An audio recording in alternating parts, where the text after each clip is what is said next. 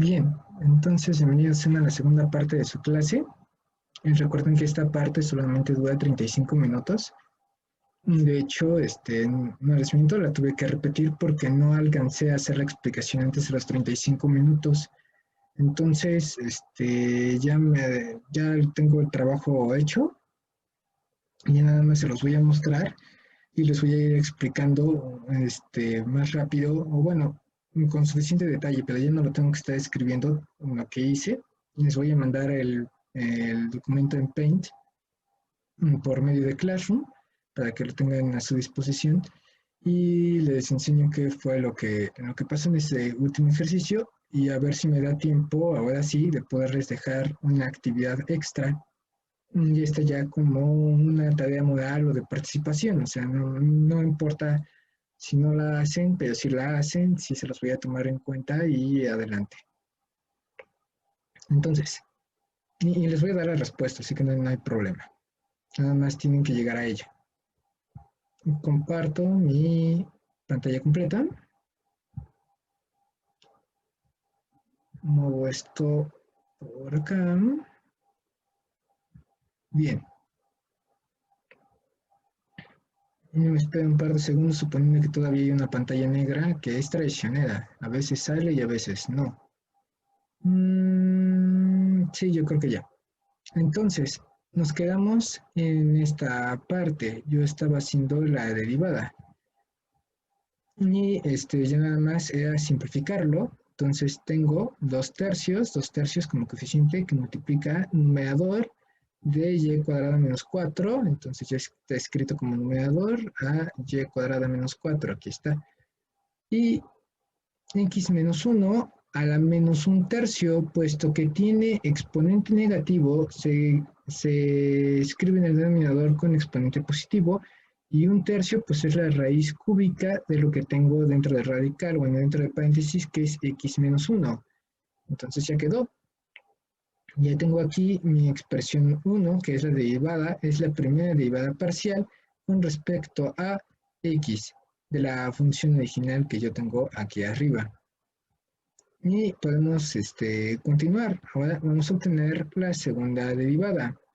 Entonces, la segunda derivada parcial de la función ahora con respecto de y, recuerden, es x menos 1 a la 2/3, es función de x únicamente. Esta parte es función de x únicamente, lo que significa que simplemente se extrae como un coeficiente por el principio de homogeneidad, debido a que recuerden que la derivada es una transformación lineal. Entonces tiene el principio de superposición y principio de homogeneidad. Entonces, debido a que es la derivada parcial con respecto de y, x es una constante y todo ese bloque simplemente se separa. O sea, se puede pasar hacia adelante de la derivada por principio de homogeneidad y después derivada de todo lo que tengo a continuación, que sería y cuadrada menos 4. Principio de superposición, derivada de una constante que es menos 4 es 0. Y derivada de y cuadrada es 2y, que es justamente lo que tengo aquí. De hecho, yo creo que para señalar voy a cambiar de color. 2y. Listo. Entonces, mira, aquí nada más se simplifica. 2 es un coeficiente, aquí se escribe 2. Y y está solita, simple, entonces lo escribo primero y al final el x menos 1 a la 2/3. Ese no hay nada que hacer. Eso sería al cuadrado y luego raíz cúbica. No hay mucho que hacer, entonces ya está escrito y ya quedó. Y esta sería la primera derivada parcial con respecto de y. Y ahora que ya tengo en la ecuación 1 y la ecuación 2, las dos derivadas parciales, ahora se trata de hacer un sistema de ecuaciones con ellas, o sea, igualarlas a 0. Y yo lo que hice fue, vale, tomo de la ecuación 1, o sea, la primera, la igualo a 0, lo que hice fue igualarla a 0, y de una vez yo hice aquí un poco de trampa y le quité los coeficientes de una vez. ¿Por qué? Porque como está igualado a 0, multiplico en ambos miembros por 3 y luego divido entre 2. Y simplifico con ello el coeficiente que tengo aquí y ese 3 medios multiplicado por 0, ¿cuánto da? 0. Entonces, simplemente los puedo simplificar. simplificar, no eliminar, no es que se vayan a ningún lado, se están simplificando. Entonces ya quedó esto reducido, simplificado, y me da esta ecuación igualado a cero, por supuesto, por eso es una ecuación. Y lo manejo como simplificación de 1 una vez que se ha igualado a cero. Sí, si no, no se puede hacer. Tiene que estar igualado a cero. Recuerden que tiene que ser una ecuación y sin ese cero no se va a poder hacer absolutamente nada. Pero es la idea, son puntos críticos. Debe estar, son los puntos para los cuales la derivada igual a cero o no existe. Y pongamos atención en esta parte de o no existe. Y entonces, si lo que quiero es que este radical, para poderlo simplificar, queremos simplificar esta ecuación un poco más, a lo mejor lo podemos simplificar un poco más. Entonces, tiene que valer lo que sea excepto cero, porque si no me quedaría una indefinición. Y si multiplico en ambos miembros, al multiplicarlo aquí en el numerador, igual que se tendría que multiplicar aquí por cero, me quedaría una indeterminación, un cero entre cero. O sea, multiplicar en ambos miembros por raíz cúbica de x menos 1. Y entonces tengo que hacer que todo esto se cumpla cuando el radical es diferente de cero. Para ello, elevo a ambos miembros al cubo. 0 al cubo es 0, y al cubo de algo que está elevado a la 1/3, pues es sí mismo, x menos 1. Y sumo en ambos miembros y me da como resultado de esta inecuación, que es tema de álgebra, que x tiene que ser diferente de 1. Porque si no, de otra forma, esto va a quedar como una indefinición.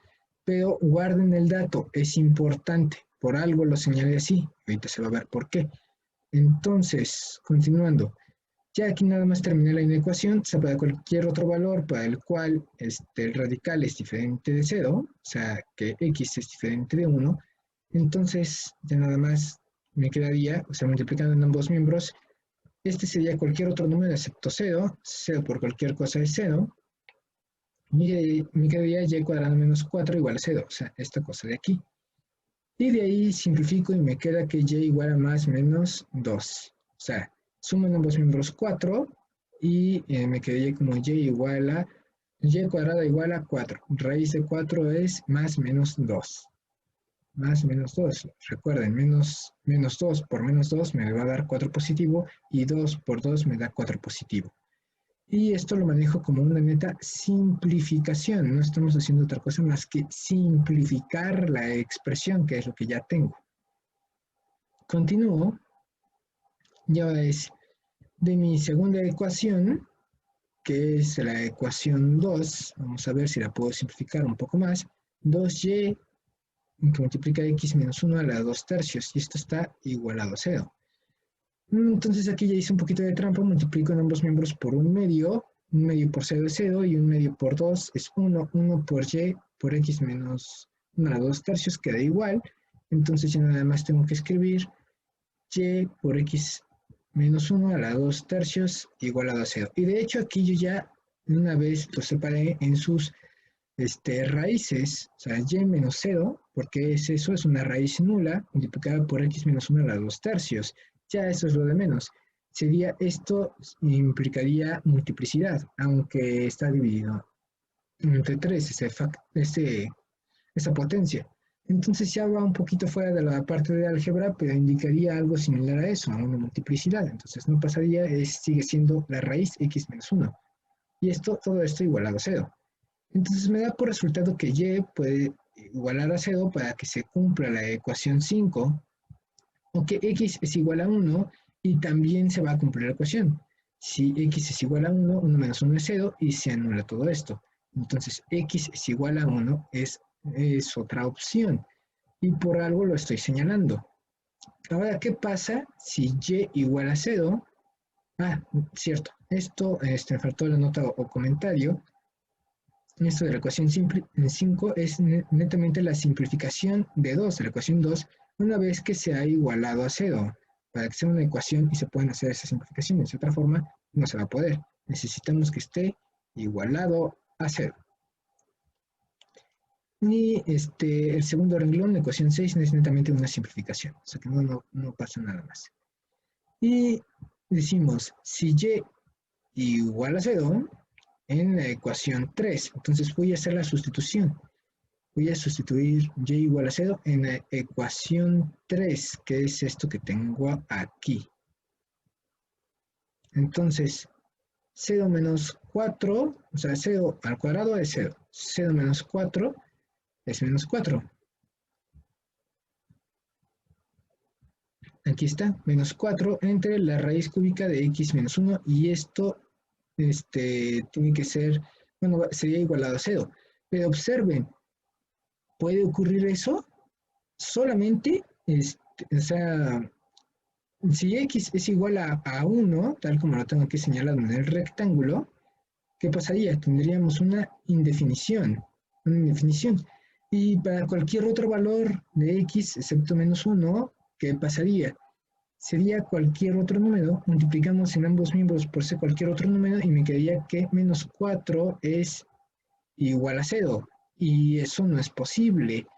Entonces, ¿qué llegamos a la conclusión de que la derivada no existe? Exactamente, porque no hay un valor para el cual se cumpla esta ecuación. No hay un valor para el cual se cumpla esta ecuación. Entonces no es solución. Esperen.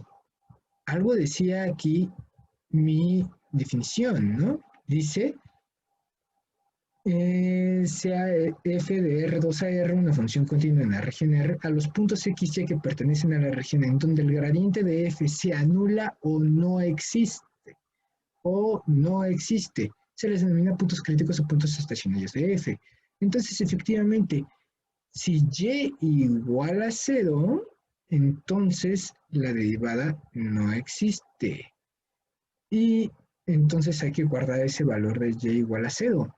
Al igual que estamos guardando para x es igual a 1, para el cual también no existiría esto, sería una indefinición. O sea, estamos llegando a un resultado, pero no nos dice bien cuáles son los valores de x y y. Podemos continuar. Todo esto lo estoy ya manejando como simplificación. De hecho, ya nada más son puras simplificaciones, si se dan cuenta, porque estoy haciendo sustituciones que ya están indicadas en esta parte. Entonces no se preocupen mucho por esa parte. Mientras indiquen todo lo que están haciendo y por qué lo están haciendo, está bien. Continuamos. Ahora, ¿qué pasa si x es igual a 1? Lo estoy tomando de esta parte de aquí arriba que ya había resuelto. Dije, si y igual a 0 y x es igual a 1. Recuerden que son dos raíces, dos posibilidades para anular la ecuación 5. Y se van a ir sustituyendo en 3, que es la que tengo aquí arriba.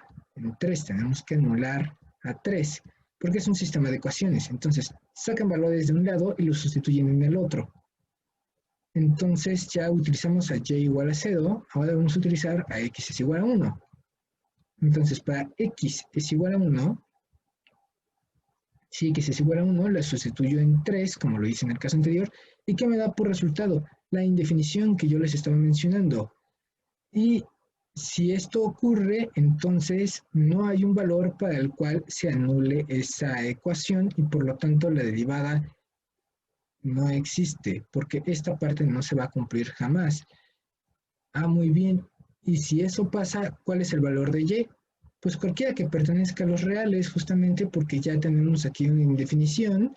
Y al tener una indefinición y que dice que no existe, o sea, no hay un valor para el cual que exista para el cual esta ecuación se cumpla, entonces, ¿cuál es el valor de y? Pues el que sea, ya puede ser el que sea, va a cumplir en cualquiera de los casos. Ya estamos hablando de una indefinición, entonces no existe tal valor, de pertenece a los reales. Entonces, guarden ese otro dato. X es igual a 1 y y pertenece a los reales. Creo que sería lo más, este azul sí lo voy a dejar ahí, este sería lo más representativo, este sería lo más importante.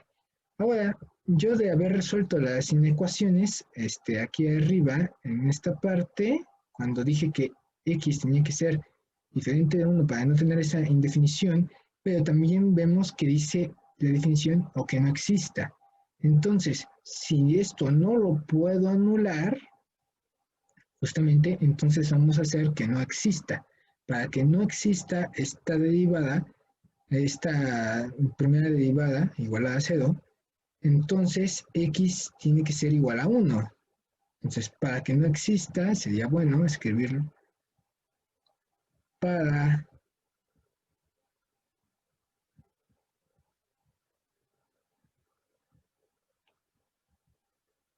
que no exista esa derivada, para que no exista x, aquí tiene que ser igual a 1. Recuerden, si no se puede anular, entonces que no exista. Entonces, para que no exista, x tiene que ser igual a 1. Entonces, con ese dato es con el que entro y entonces sería válido. Y bueno, pero como eso ya lo utilicé en la otra ecuación, de hecho, primero utilicé x es igual a 1 en la segunda ecuación y anulé lo de arriba, aquí nada más lo que voy a hacer es como terminar de hacer todas las posibles combinaciones y voy a tomar este y igual a más menos 2 para cualquier otro caso en donde x sea diferente de 1 y a ver qué pasa, nada más a ver qué pasa. Es uno de esos casos raros, pero está bien. Entonces, si y igual a 2 y lo sustituyo ahora en la ecuación 5. En la ecuación 5 lo que tengo es justamente esta cosa de aquí. Y por x menos 1 a la 2 tercios. Entonces, menos 2, no, perdón, 2, y igual a 2 lo sustituyo y luego quedaría multiplicado por x menos 1 a la 2 tercios. ¿Y esto qué me da por resultado? Que x es igual a 1. X es igual a 1. Y también y igual a menos 2, hago la misma sustitución y que me da por resultado que x es igual a 1. Entonces, en todos los casos, aparece que x es igual a 1 para anular las ecuaciones, ay, esto no quería moverlo, para anular las ecuaciones, x puede ser igual a 1 o para que no existan, x también tiene que ser igual a 1. Y para todos los demás casos, bueno, aquí vemos, o sea, eso para x es igual a 1. Pero, ¿qué pasa con y? Es lo que quería decir, más que para los otros casos, no. ¿Qué pasa con y? Bueno, en donde nos arrojó el primer resultado, que sería, pues de hecho, aquí, si y igual a 0, para que la derivada no exista, x es igual a 1. Ah, entonces y puede tomar el valor de 0, sí.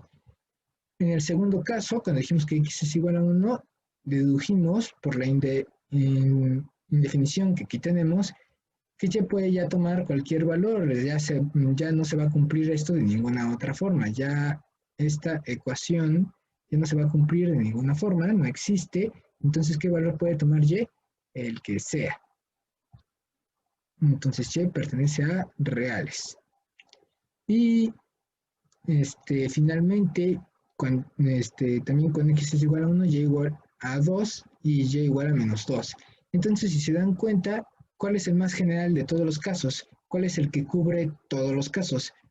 Pues y que pertenece a reales, porque menos 2 pertenece a reales, digo, perdón, 2 pertenece a reales, menos 2 que está aquí abajo pertenece a reales, y el y igual a 0 que tengo aquí arriba también pertenece a reales, entonces efectivamente con que y pertenezca a reales, ya lo cumplimos, ya lo cumplimos. Entonces, en conclusión, hay una infinidad de puntos críticos, los cuales conforman al conjunto, y yo le puse PC de puntos críticos. Esto iba a ser una llave. Abro llave de conjunto, en donde está conformado por puntos de la forma 1, x tiene que ser igual a 1 en todos los casos, dice que x es igual a 1, x es igual a 1, coma, y que pertenece a reales, o sea, tal que y pertenece a reales, puede valer lo que sea. Y efectivamente, así es como yo les puse el resultado aquí arriba. Les digo que yo tengo todas estas respuestas. Yo lo que hago es nada más estarlos resolviendo una y otra vez. Y hasta me sirve de repaso y de estudio y de todo. Y entonces ustedes se preguntarían, ¿y qué cosa es esto para que tenga una infinidad de puntos críticos? Simplemente la expresión original está horrible. O sea, esta cosa la 2/3. Bueno, yo ya me adelanté, lo puse en GeoGebra. Y me dio esta cosa súper extraña. De hecho, cuando lo estaba escribiendo sí me estaba dando una superficie y después ya no quiso hacerla. Y bueno, como siempre, el GeoGebra es muy, muy noble y se traba cuando menos lo requieres. Ok, no me permite mover. Pero podemos observar que aquí efectivamente tenemos una línea a la altura de 1. La línea roja es x es igual a 1. Y es que no abrí mi point to fix. Si no, sí lo podría señalar. No, no puse el point to fix. Ese fue un error mío. Mira, ya me dejó, ya me dejó. Entonces, si lo vemos desde la parte superior, para que sea como habitualmente vemos el XY, el eje rojo es X y el eje verde es Y. Ese punto azul es como si estuviéramos viendo en Z infinito. Y observamos que cuando X es igual a 1, pasa una línea horizontal perfecta. Y ustedes dirían, oye, pero también en 2 y menos 2 en Y.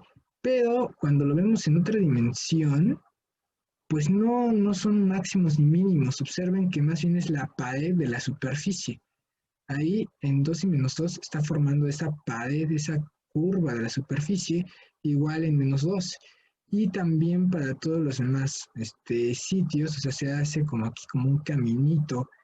Pero en ese caminito observamos justamente cuando x es igual a 1 y ya puede valer lo que sea, que está formando como una especie de puente. Lo vemos aquí con sus 3 basecitas y la línea horizontal que de hecho parte, sume a la curva, lo sume como si se estuviera adentrando en la superficie y luego donde no está, sobresale de la superficie y luego vuelve a entrar en menos infinito. Está extraña, esta curva está extraña. Pero pudiera ser una sábana. Imagínense que tiran un lápiz ahí en medio y forma entre estas dos arrugas gigantescas en menos 2 y menos 2 forma un caminito y ese caminito sería la línea que nosotros tenemos de puntos máximos. Bueno, más que puntos máximos serían puntos críticos. ¿Por qué no digo máximos o mínimos? Porque si se dan cuenta, en la parte de en medio, aquí en la parte de en medio, en donde digo que parece un puentecito y tiene estos 3 poses aquí, esos serían máximos. Pero una vez que estemos dentro, o sea, bien adentro de las arrugas de esta sábana, de esta superficie rara que se forma en esta parte de aquí atrás y de que está del otro lado, puesto que es simétrica, ahí está formando puntos mínimos.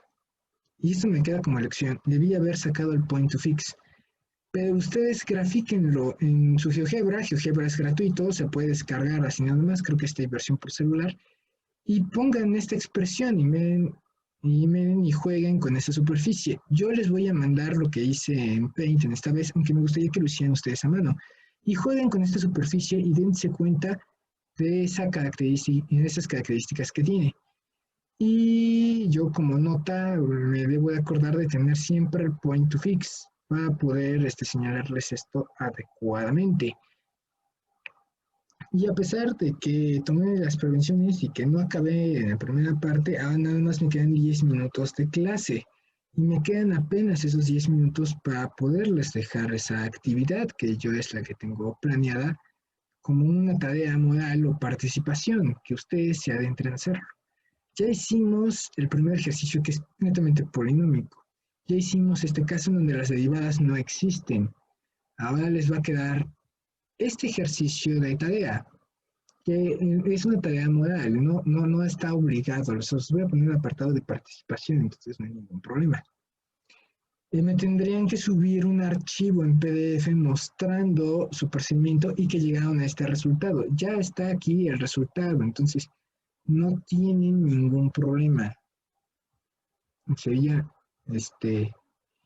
a ver, crear una instantánea o dónde está, realizar una instantánea. Nada más quiero esto de aquí, sí, aceptar. Nada más desde esta parte azul, lo único que quiero que pongan atención y que ya está la respuesta. Dice ejercicio, lo quito para que se pueda ver. Determinar los puntos críticos a la función. Y la función esta es logarítmica. La pueden graficar en GeoGebra si quieren. Sí, adelante. No pasa nada. Y comprueben que esta es la respuesta. La respuesta es que no tiene en ningún punto sus derivadas se anulan ni dejan de existir en ningún punto. Entonces ya le estoy dando la respuesta. No se van a anular ni dejan de existir en ningún punto, pero quiero que lo hagan. Por eso se lo estoy dejando como participación. O sea, ya le estoy dando la respuesta y todo, nada más quiero que lo hagan y vean por qué no se anulan y por qué no pueden dejar de existir. O sea, no hay formas de hacer indeterminaciones o indefiniciones. Y tampoco se anulan, pero quiero que lo escriban, lo hagan a mano y se den cuenta por qué efectivamente no puede pasar. El origen, la asíntota, del logaritmo no existe y no forma parte del dominio de fxy. Eh, el origen en el logaritmo no forma parte del dominio, entonces por lo tanto, en donde está la asíntota y donde podría decirse que podría hay un punto crítico, pues no, hay un precipicio. Cuando lo grafiquen, de hecho, se van a dar cuenta que forma como una hoja que se va hacia un precipicio, o una superficie que se va así hacia un peñasco, entonces efectivamente forma una asíntota, no es ningún tipo de punto crítico, porque no alcanza a dar la vuelta, se va hacia el infinito. Y entonces no forma ningún tipo de punto crítico, no hay ninguna vecindad, no hay nada, y lo que quiero es que vean algebraicamente qué es lo que pasa y grafíquenlo en GeoGebra, grafíquenlo y vean esa hoja que se va hacia ese precipicio y efectivamente que no puede haber, no existe, no hay ningún punto crítico de la función. Necesito que ustedes hagan uno a mano, por lo menos uno. Ya después vemos cómo hacer más ejercicios, o les dejo la serie o lo que sea. Yo por lo general yo creo que les voy a preguntar cuestiones polinomiales o no sé, a ver qué hago. Y ya podríamos entrar en la siguiente definición. En esa definición, me quedan 7 minutos. Yo creo que sí lo alcanzo a ver para ya terminar con esto, el tema 1.1 y nos podemos seguir en el tema 1.2 directamente en viernes y ya ir avanzando, porque ya se nos está acabando el tiempo para la unidad 1. O sea, en esa distancia de todas formas nos falta tiempo. Definición. Considerando a la función f que tiene como dominio U, que es un subconjunto que puede ser igual a Rn o a R, a real. Se me olvidó sacar el point to fix, ¿verdad? Entonces, ahorita únicamente voy a trabajar con lo azul, con esto azul de aquí, esto azul de aquí, y solo pongan atención en eso. De todas formas, tengan a la mano sus apuntes por cualquier cosa. Nada más los voy a leer y los voy a terminar de explicar. Y ya. Entonces, considerando a una función cuyo dominio es un subconjunto de Rn que pertenece a reales, definida en el conjunto abierto U de Rn. O sea, sí está definida la función dentro de mi dominio. Nada más, es lo único que quiere decir. Y es un conjunto abierto. ¿Por qué? Porque vamos a utilizar derivadas y demás. Entonces, si lo cerramos en la frontera, vamos a tener problemas. Sea X, es un X vector que pertenece al dominio. Si cualquier bola B, y antes de continuar, ¿qué es una bola? Una bola, que es lo que tengo aquí, esto en azul,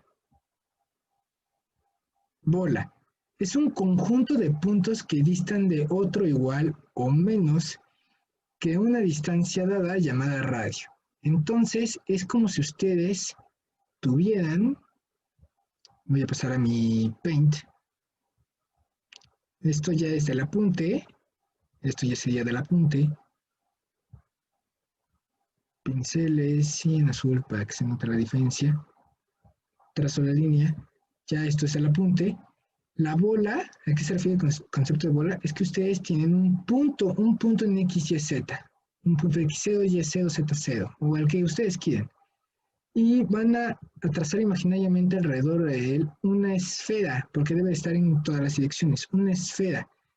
Y van a analizar los puntos, tanto en la orilla de la esfera, como todos los que estén dentro de esa esfera, a cualquier distancia que puede ser, que va a ser, de hecho, si está dentro es menor que el radio de esta esfera, menor que el radio de esta esfera, o igual al radio, que serían los puntos en la frontera. Uh-huh. Y ahora, continuando con nuestra definición. Ay, ay, ay, no tanto, no tanto, no tanto. No tanto y tengo 4 minutos para acabar esto. Entonces, sea X vector, o sea, se refiere que es un acomodo en específico de variables X, Y, Z. Esto es para algo de dimensión n. Entonces, por eso lo pone como un X testa, un X vector. Entonces, como nota, X vector no se está refiriendo únicamente a X, sino a un X en específico, Y, Z y todo lo demás, porque es de dimensión n. Esto está planteado para dimensión n. Si cualquier bola, una bola B de Rn con centro en X, entonces tenemos una esfera bien trazada, por supuesto, y en el centro tenemos a X vector. O sea, es un punto XN, un punto de este tipo. Estamos hablando de algo que va más allá de 3 dimensiones, entonces no tiene caso que le ponga ya ejes ni nada. Es un X vector y alrededor una bola de puntos. Y contiene puntos X, o sea, ya otros vectores diferentes, tales que la función valuada en estos puntos menos f de x es positivo, o sea que la diferencia entre la imagen,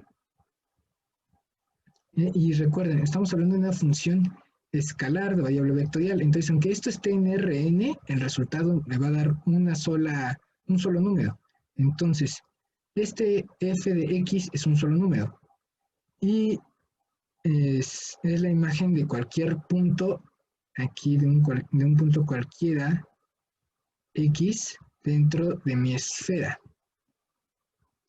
Pero bueno, tal cual punto cualquiera, ahorita vemos alguna restricción que tiene. Y estoy haciendo la resta con la imagen de mi x vector y resulta que es positivo, o sea, mayor que 0. Significa que las imágenes de estas x's que yo estoy utilizando, estos puntos, recuerden, esto es un punto X, me están dando más grande que la imagen de este X vector. Entonces, imaginariamente, vamos a pensar que está haciendo, aunque esto está para dimensión n, vamos a pensar que está haciendo una cosa así. Me queda un minuto para alcanzarlo de explicar. Entonces, estas en la parte verde son x's en una trayectoria cuyas imágenes son más grandes que de xn. Si x es igual a xn, entonces la diferencia es nula y por eso pasa por el mismo punto. Por el otro lado, si hay puntos y que pertenecen a la bola, vamos a ponerlo en azul, tales que f de y menos f de x, o sea, estas imágenes valuadas en otros vectores y en otra dirección y, valuadas con la imagen y mi vector x, son negativas, es menor que 0, se dice que X vector es un punto en silladura o un punto silla. Voy a bajarlo un poco para que se alcance a ver. Es la función f. Descartar. Oficialmente ya tengo que acabar la clase, pero me voy a tomar unos 3 minutos nada más para alcanzar a describir esto. Entonces dice que ahora tenemos puntos Y. Voy a pintar por acá los puntos Y que pertenecen a la bola y resulta que sus imágenes son más chicas, por eso me da negativo, que la imagen de fx. O sea, f de x es tan grande que al hacer la resta, siendo positivo, al hacerle la resta me va a dar negativo, o sea, menor que 0, porque f de x es tan grande que está por encima de todos los puntos y en esta otra trayectoria. Y bueno, a menos que si y es igual al vector x, entonces pasa por el mismo punto.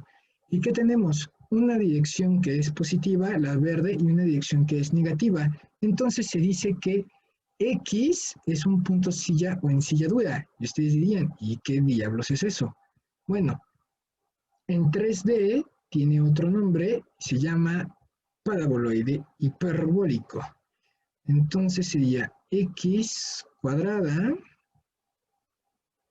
paraboloide hiperbólico, me acuerdo que era menos y cuadrada, para que me queden los... ahí está, paraboloide hiperbólico, y esto es igual a una z. Y eso que tenemos aquí es un paraboloide hiperbólico. Entonces observen que en las direcciones X, las que están en rojo, ahorita estamos hablando que en el origen va a estar mi punto crítico, mi punto en ensilladura, mi punto silla. Vamos a acercarnos. No, es demasiado. Ahí. Ahí se alcanza a ver el origen, y en el origen está mi punto silla. Y aquí, en la vista en lo que estoy viendo, vemos una trayectoria que coincide con el eje X, ahorita por el hiperboloide que estoy utilizando en particular. Dice que en esta trayectoria va la diferencia con ese punto, el punto silla, va a ser positiva, porque las imágenes de esta trayectoria, que coincide con el eje X, son más grandes que la imagen de mi punto silla. Entonces, por eso forma una trayectoria en forma de una parábola abierta hacia arriba y es positiva. Por el otro lado, que lo vamos a ver en la otra vista, ¿qué tenemos? A lo largo del eje Y tenemos una parábola que abre hacia abajo, en donde a lo largo de la trayectoria Y dice que está disminuyendo, o sea, al contrario, las imágenes son chicas y al hacer la diferencia con el punto silla, el punto silla es más grande que todos estos. Entonces, para la trayectoria de Y, el punto silla actúa como un máximo relativo, mientras que cuando trabajamos en la dirección de X, el punto silla trabaja como un mínimo relativo. Entonces el punto silla es un punto máximo, en esta vista un punto máximo y un punto mínimo. Punto máximo, un punto mínimo. Entonces actúa como ambos y es un punto crítico, pero no es un punto extremo. Y propiamente no es ningún máximo, ningún mínimo, pero para unas trayectorias se comporta como un máximo y para otras se comporta como un mínimo, tal como lo estamos observando aquí en el paraboloide hiperbólico. Y con esto concluiría la clase, ya tomé demasiado tiempo prestado, dejo de compartir y entonces continuaremos la clase ya en el tema 1.2. Y muchas gracias por atender, espero no haberme tomado mucho tiempo extra. Muchas gracias por atender.